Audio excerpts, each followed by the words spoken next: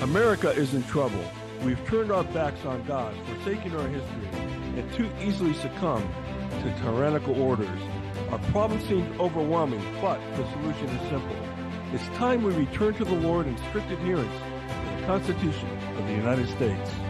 Welcome to the Constitution Solution, one podcast under God. We're your hosts, Mark DeLuzio and Christy Tyrone. Now, let's get on with the show. Christy, good morning. How are you? Doing good today. How about you? Good. Christy Tyrone. I'm Mark DeLuzio. So, Christy, today I think we said we wanted to talk about economics because I think going back to the basics of what we talked about on the Constitutional Basics episode, we touched a little bit on economics, but economics is so important to understand because it really, helps us think through when you see a law being passed or an action being taken, what's the economic impact on us as citizens at the grocery store, at the gas pump, whatever it may be, right? So I think putting together this economic package that you and I did is going to be important to a little bit of history and maybe a little bit of fundamental 101 economic concepts that if everybody can really understand, they'll be much better consumers of politics, if you will, and vote hopefully in the right direction. So I want to start with some fundamentals on this. So this episode, I guess, is called Constitutional Economics. And I want to start with the most fundamental concept called supply and demand. And this is what they teach you like in the first week in college of your first economic class. Matter of fact, they should teach this in high school. It's not at all difficult to understand. But I think if you understand the basics of supply and demand, then you could always relate back to this principle to judge what impact a law or some action is going to take, right? So what is supply and demand? Price gets set between the equilibrium of the supply of a product, let's say tomatoes, and the demand for that product. And maybe to put it in a very easy way to think about it, when there's a shortage of something, let's use tomatoes, let's use automobiles. That happened during COVID where new cars were a shortage and the demand for used cars went through the roof. And if you were to sell your used car during COVID, you probably sold it. Sometimes you held it for, I think my wife sold her car she held it for 2 years, Christy, and she sold it for almost the same price she bought it for, brand new. Ooh. 2 years. Okay. And so the whole idea is if you have less of something, the price is going to go up because it most likely will exceed demand. If the demand is greater than the supply, the price is always going up. And I think you heard me say this on the campaign trail when I was running for Congress. I used my grandson and I said to him, geez, if there's only one Mickey Mantle baseball card in the world versus 1 million Mickey Mantle baseball cards, which one would be worth more? And at the time, 10-year-old grandson said, Poppy, he said, boy, if there's only one Mickey Mantle baseball card, that would be worth $1 gazillion. Smart kid. Yeah. And I wish I had only one and the only one. But anyway, so that's the fundamental, supply and demand equation. Okay. And it really goes to anything you could think of. And that on the anything you can think of note, I was looking into the toy crazes that have happened. And the PlayStation 5, I think, was one of the more recent ones, and you couldn't even get one. So if you found one, it was super expensive. But the Tickle Me Elmo craze was kind of wild. But my favorite is the Cabbage Patch riots of I think it was 1983. People went crazy for the Cabbage Patch dolls. And I was kind of cracking up as I was reading through this stuff because the guy that made the Cabbage Patch, he had no idea that the demand was going to be so high. So the supply just wasn't there. And so people were lining up outside of toy stores, pushing each other over, knocking down the aisles. I think a couple of people got killed in that whole mess in different parts of the country. Which is so crazy. They got trampled. Right? They got trampled. over a toy. Like there was one story of a lady that worked at a toy store. Yeah, she got trampled, and like when she like recovered from the wreckage, like her shoes were gone and she was all beat up. And you're like, over a toy? Come on, guys. People were driving to other Well, states. it's funny. So some of the younger people listening to this podcast probably saying, "Well, what's that?" But the funny thing about that, the Cabbage Patch, that all happened without the internet. Right? Right? That was word It of was mouth. made by a company in West Hartford, Connecticut called Coleco. Mm-hmm. And yeah, the Cabbage Patch doll was one of those things where it just caught a buzz and people went ballistic for this doll, and the supply did not meet the unbelievable demand. And you got to remember, the demand all happened, everybody wanted it for Christmas, right? So all the demand was concentrated. It wasn't like you're looking for demand over the course of 12 months. All within like a 2-month time frame, everybody went bonkers for they were lining up at midnight waiting for the store to open at 8 o'clock in the morning. Okay. Well, and then like I you mean, said, like the internet not being a part of it too. Like yeah. there was a video that someone shared of the craze of the like riot in the toy store. And I was kind of laughing because I was like, people didn't have smartphones back then. So the fact that you can just like pick up and start recording. So the fact that this was caught on camera means that like it was going on for long enough Oh that yeah. like a news Oh yeah. crew Oh yeah. came in and Oh yeah. got the big cameras out. And you got to remember too, you didn't have cameras like we do now. Like Yeah. everywhere there's cameras Mm-hmm. recording everything that we do. It's another episode, by the way. Yeah. Illegal search and seizure. We'll talk about that some other day. Yeah. But anyway, that's a really, maybe they should call it the law of Cabbage Patch instead of the law of supply and demand. Okay, but that is a very good example of how supply and demand works. Okay, now maybe that's a little bit of a crazy type of example, but the principles are the whole reason why the whole thing went down. So there's a couple basic economic theories that get thrown around by the elite establishment. Okay, the intelligentsia, as we call it.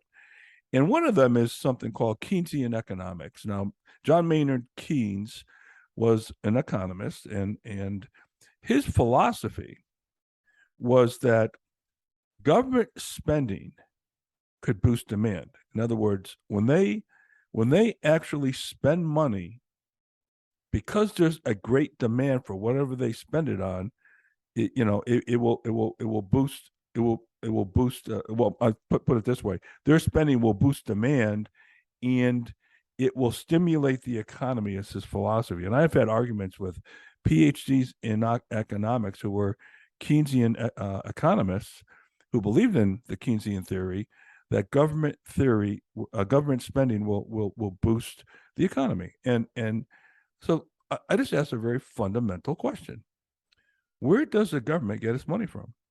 From us, from the people, and taxes, taxes. From the economy. Yeah, exactly, from the economy. So you mean to tell me that, okay, so the money's sitting out here in the economy between you and me, let's say. You and I have all the money. No. We are king and queen, right? But we have all the money out here in the economy. The government takes this from us, as you said, through taxes, and then they spend it. Well, wait a minute now. If you take the money from me, I can't stimulate the economy. And what that fundamentally means is that the government is smarter as to how they're going to spend our money than you and I are. Okay. All right. So, and by the way, we'll get into this personal property thing later as far as the principle. But so the Keynesian economic theory is an absolute, I think, farce. And some very noted economists we'll talk about in a bit reject it. Now, the other side of the coin is capitalism. And Adam Smith was a Scottish philosopher, and he wrote a book back in 1776 of all years called The Wealth of Nations. And he basically said, hey, look, let the market let the market operate, in capital, which is, money, labor, equipment, whatever, will find where it is best used on its own, what he called the invisible hand. It's an unseen force that drives, driven by self-interest. I'm not going to go start a factory today to make buggy whips. Why? Because there's no buggies and there's no horses. And okay, so we have automobiles now. Okay, so why would I put my capital into buggy wheels? Again, an extreme example, just to give you the idea. But he said, let the market operate and stay out of its way, and money will find its way to doing the right thing that everybody could benefit from. Okay. It's natural. It's a natural flow of events. It's not forced or pushed. Yeah, and it's not some bureaucrat telling you this is where the money has to be and all that. So, so let's just think about a couple of things. I have not yet seen when the government intervenes in the free market that bad things didn't happen. Okay, I haven't seen it yet. And maybe somebody can write into us later and let us know an example where I'm wrong. But let's just take the minimum wage. Yeah. The government imputes a value on hourly labor rates. Okay. Right. And then that we have a federal minimum wage, and then states have one too, right? Correct. Yeah, the federal, I don't have the numbers here in front of me, but the federal minimum wage, I think it's in a $7 range or something like that. And then I think in Arizona here, we're in the $13 range. Yeah. But and so the state cannot be less than the federal. It can be correct, over. Correct. Cannot be less. Correct. So this minimum wage says, okay, well, I'm going to put, well, what if you're not worth the minimum wage? What if you're not worth $13? Well, let's go back to the supply and demand. If you raise the price of anything, the demand for that commodity is going to go down. I don't care if it's tomatoes, houses, automobiles, the demand will go down. Now, yeah, there's other forces that affect demand, okay? But in a pure sense, if you raise the price of a commodity, in this case, labor, the demand will go down. Minimum wages cause unemployment. Yeah. Now, and then they cause unemployment, and it makes it raises prices. Because if you're going to pay so if you own a restaurant and you have 5, guys working for you, and then you unnaturally, outside of the regular course of supply and demand, now have to raise their wage, then you're going to have to raise your prices to keep them employed. It's an absolute, see all the ill consequences that happen with something like this. When the government intervenes, there are several things like you just mentioned that are maybe unintended consequences. I'll tell you another one. It's probably the most racist thing the government does, from the respect that when you look at our poor public education system, in the inner cities where primarily, minorities live, that's where the worst education is. Okay.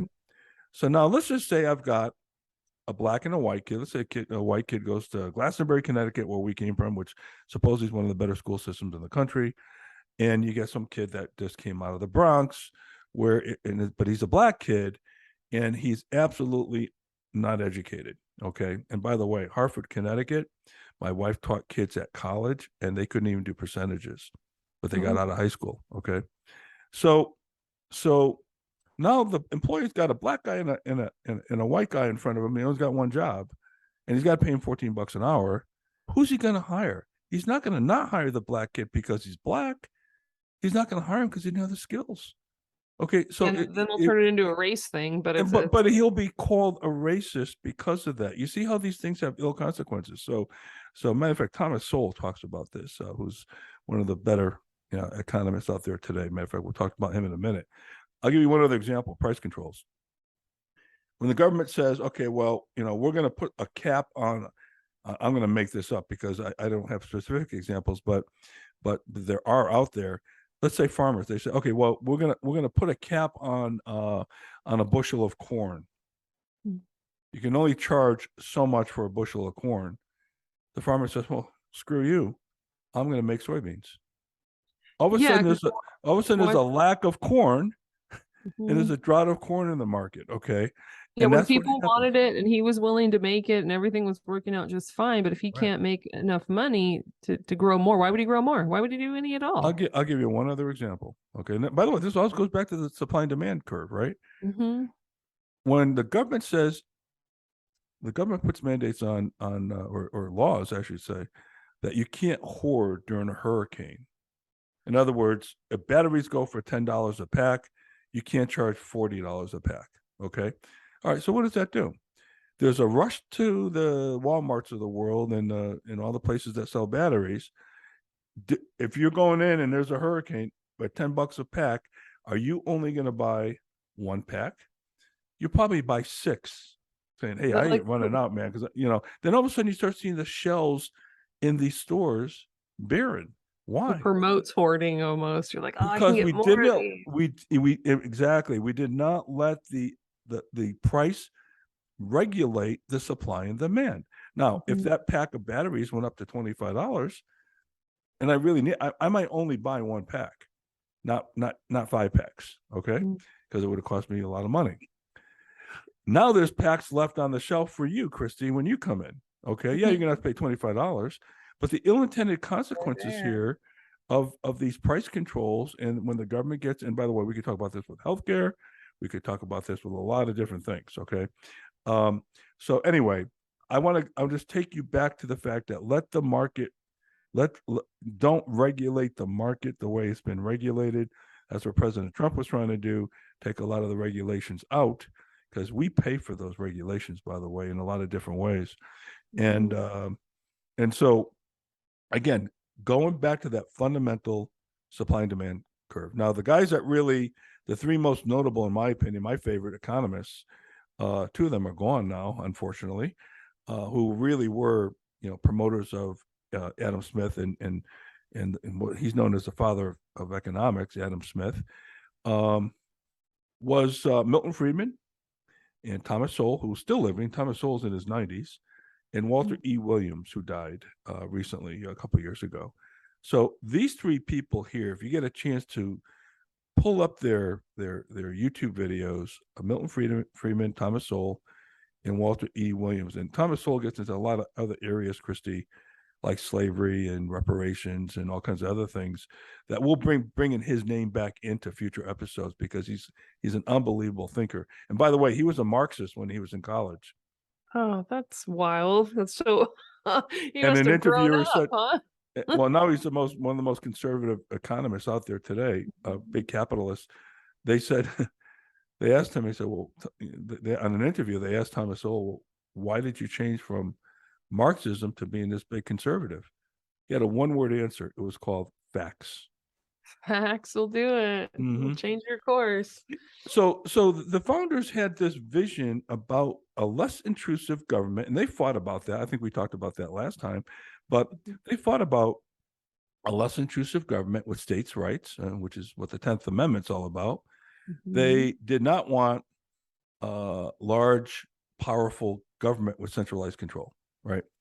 They wanted to basically stay the heck out of our way. And that's not happening today, because we have a lot of these 3-letter agencies, as we call them, that are now, Congress has slugged off their responsibilities and allowed unconstitutional agencies like the EPA, the CDC, the FDA, Department of Education is a big one, FCC. All these things are not enumerated powers in the Constitution. There's nothing in there that says the federal government has any say about our education systems, about our environment. That's all states' rights things, right? And in our airwaves, they limit radio stations to 50,000 watts on the AM dial. So all that stuff is now where our rights are being eroded. And they get involved in your business, therefore the economy, right? How you're running your little shop, your coffee shop, your automotive shop, like whatever you're working on and have built with your labor. This is their way of intruding on it.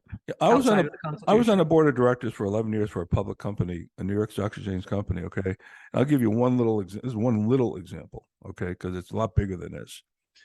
The Dodd-Frank Act, which was a big joke, put in Sarbanes-Oxley, and Sarbanes-Oxley is another part of that. But the Dodd-Frank Act, and by the way, those 2 guys are the guys that caused the 2008 recession. Then they wrote laws and blamed the banks, but that's a whole nother episode. And I know Chris Dodd personally. Okay.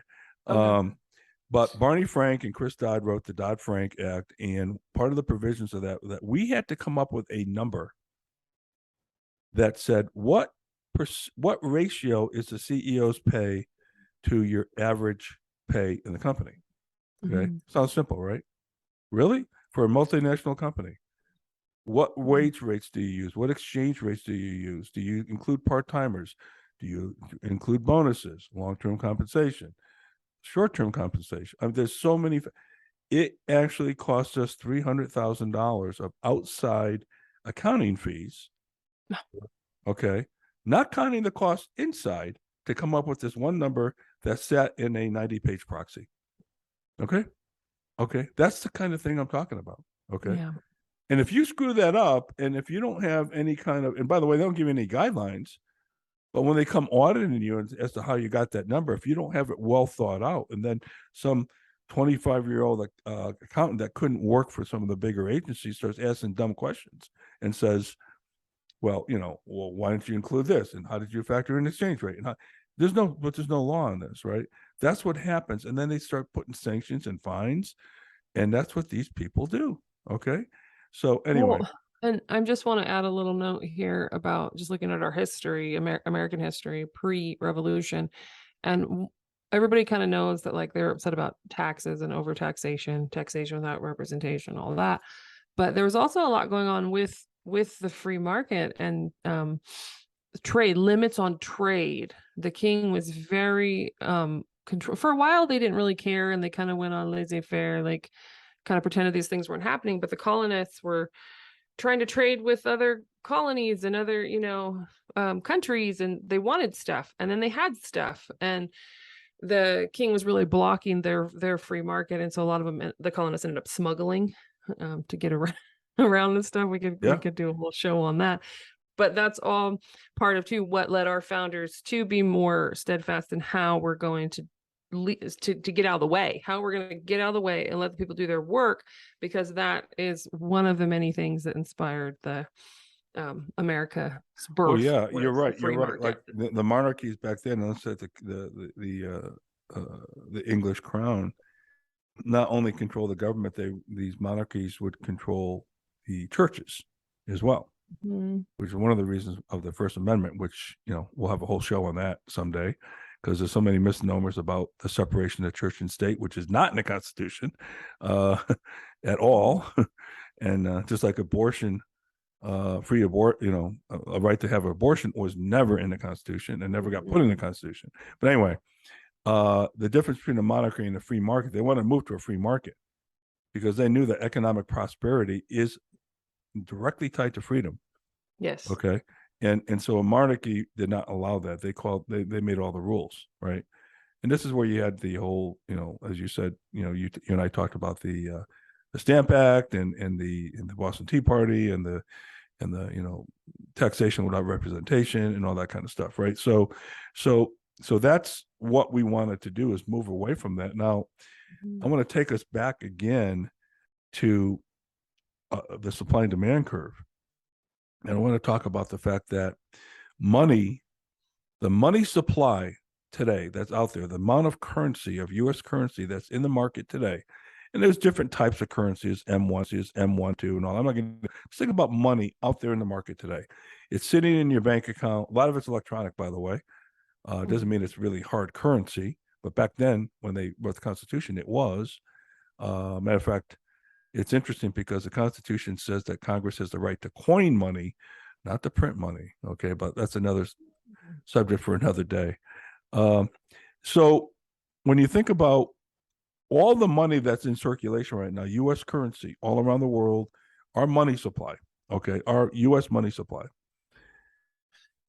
it is no different than tomatoes as far as supply and demand goes. Okay?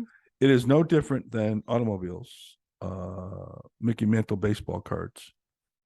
The more currency that's created through the Federal Reserve printing money, the less valuable it is. There's a story, what is it, 70 AD or so, Rome and the denarii, and the government wanted more money than they could get out of taxes, and so they started cutting the coins and clipping the edge of the coins, and then melting down the thing, and the people knew. They were like, well, now it's going to cost you, two of those instead of one, because it's not a full coin. Yeah, and that is equivalent to, quote unquote, printing money. Now let's talk about the Federal Reserve for a minute. I believe it's 1913 when the Federal Reserve Act was created. People think that, a lot of people are under the misnomer that the Federal Reserve is part of the government, and it's not. They are 12 independent corporations. And it's a great gig if you can get it, because they control the interest rates, and the interest rates, in other words, of what is lended from the Fed to the banks, called the prime rate. Okay, so when you hear that the Fed is raising the prime rate by half a point, going from 3% to 3.5%, that's how, that all the banks that you deal with that's the cost of their currency. If they want to take that money now and lend it to you for a mortgage or a car loan, that's the prime rate that they have to pay. Okay, that's the cost of money to your local bank. Well, then what happens is, well, if the Fed raises the cost of money with the prime rate, your mortgage is going to be more costly, right? Mm-hmm. So that's how come interest rates change on all these different lending, mortgage and automobiles and all that, and also, by the way, interest rates for business loans. Okay, it's all tied in, right? Mm-hmm. So we were at one. So why is the money supply expanding? Because Congress is spending money. I can't even say like drunken sailors, because they didn't even spend this much. When they're out, and they got to go pirating again, right? Right. And so they will say, okay, well, here's a couple $1 trillion bill that Biden wants to spend, or I kind of give Trump a black eye for that too, because the COVID bill, I think it was 2.3 trillion. He never should have signed that. Never. Yeah. Okay. Never. But anyway, politically, I guess he was kind of caught between a rock and a hard place. We could do a whole show on that. That's a whole nother show, right? Okay. Yeah. So but the gold standard basically said this, and the founders, put this in at the beginning, and they said the amount of currency in our economy is going to be limited by the amount of gold that we hold in our federal, in our basically Fort Knox, right? So it had an actual solid real value, real gold. It was connected to a tangible, yes, ma'am, mineral that was of value. As a matter of fact, at one point in time, it was illegal to own gold. Okay. Oh. So in, I believe, 1971, 1972, Gerald Ford, who to me was, an unheralded bad president. He doesn't get the black eye he should have gotten. But I think the worst thing that they did was they eliminated the gold standard. And that gave an open floodgate for Congress to spend money like you wouldn't believe, just so that they can get reelected. And I'm going to bring back $200 million to my district for that bridge. And also, for this Indian tribe, and for this and for that, because I need to be reelected again. Okay.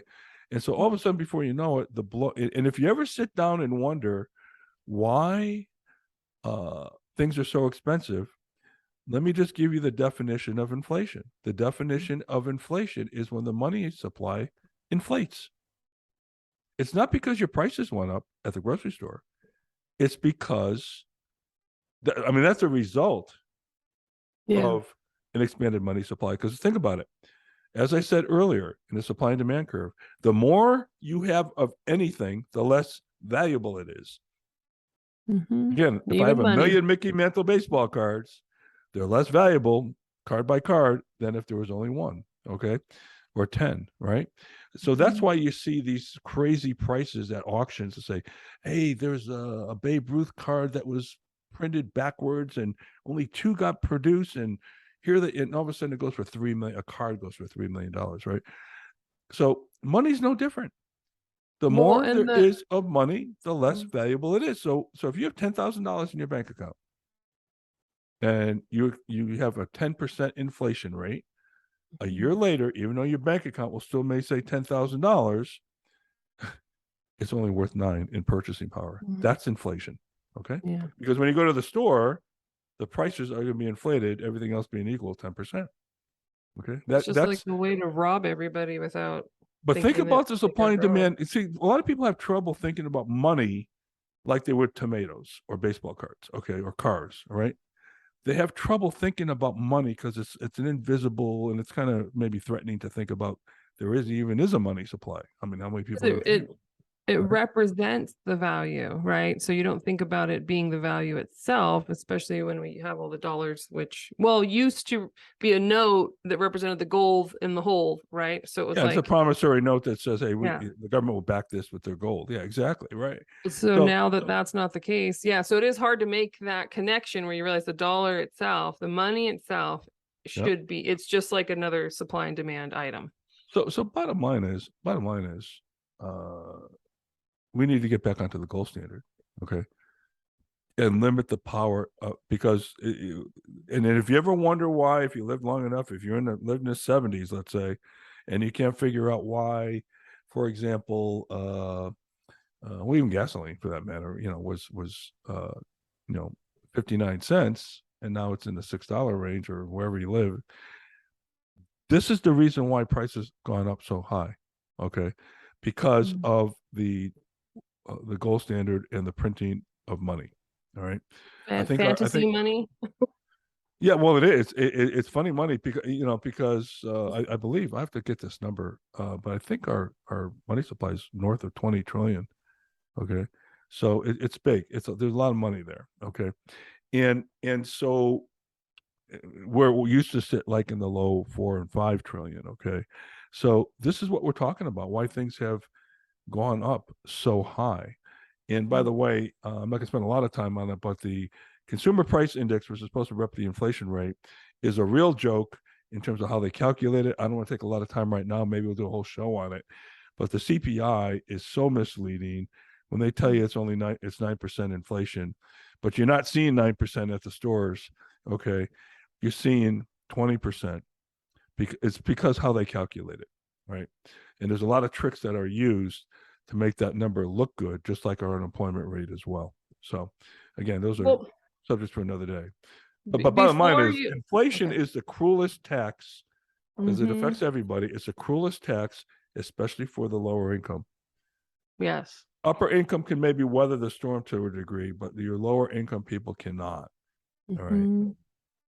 And then before you wrap it up here, I want to share with our audience a book that I've been reading with the kids for economics in our homeschool. My son Chad already finished it. Anz and I are still working on it. We're not as mathy, so we're taking a longer time to get through it. But it's called Whatever Happened to Penny Candy. Yeah. And it's by Richard J. Maybury. And it's about it covers the gold standard, the meaning of money, inflation, all these things that Mark's talking about in a kind of fun and educational way. And I always say homeschooling is when I really started learning stuff. So I'm like, okay, so maybe this book is for 8th graders, but I learned so much reading it.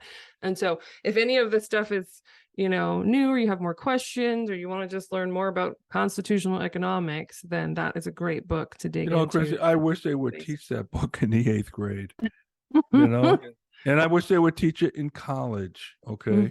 I'm serious, because these principles are so important that we are just forgetting about, because what we're doing is we're allowing our emotions to dictate our spending.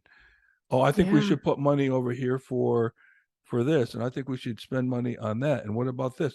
Now, I go back, I'm very basic in this regard, and I go back to this book called The Constitution. So I'm holding my hand.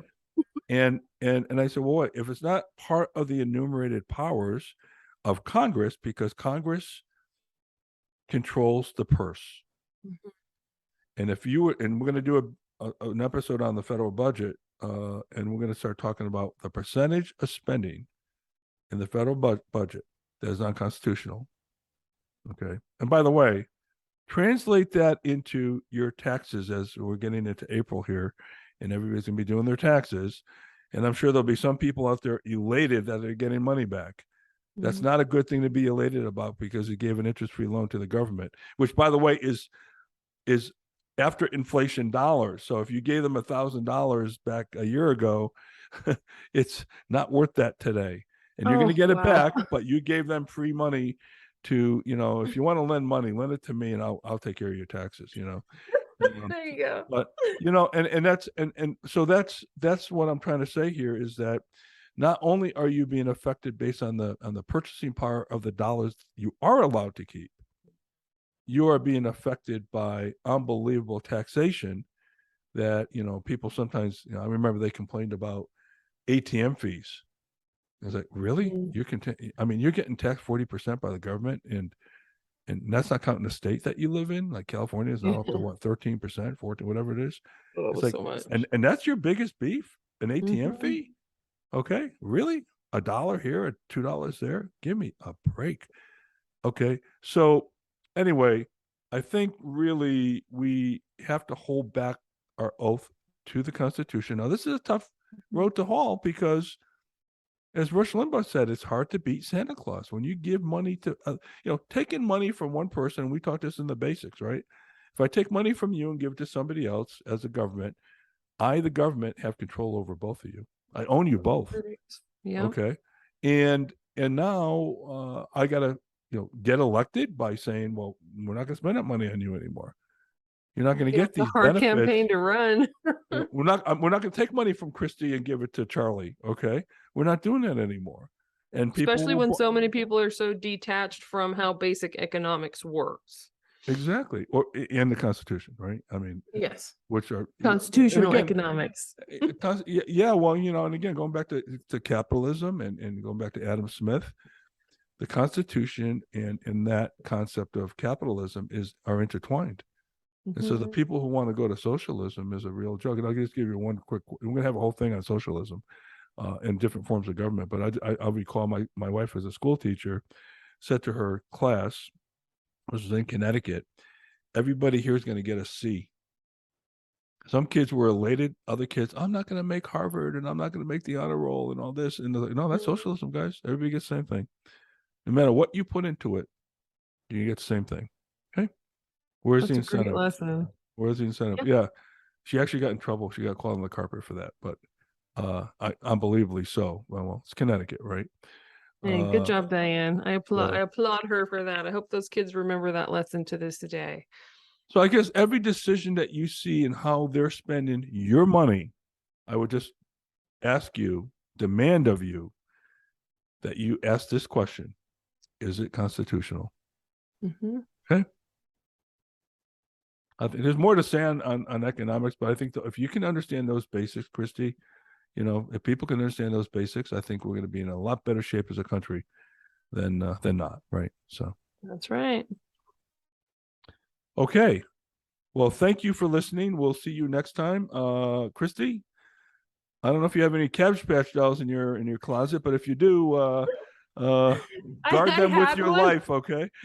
I had one in the 80s, and I cut her hair, and she was fun while she lasted. But my parents didn't riot to get her, just so you know that. Okay. We'll see you all next time. Thank you. Christy Tyrone, Mark DeLuzio. We'll see you guys next time. Thank you. God bless. God bless. Thanks for listening to The Constitution Solution, one podcast under God. You can find other episodes on our website at 1787solution.com, YouTube, or wherever you listen to podcasts. We're your hosts, Christy Tyrone and Mark DeLuzio. Until next time, may God bless you and may God bless America.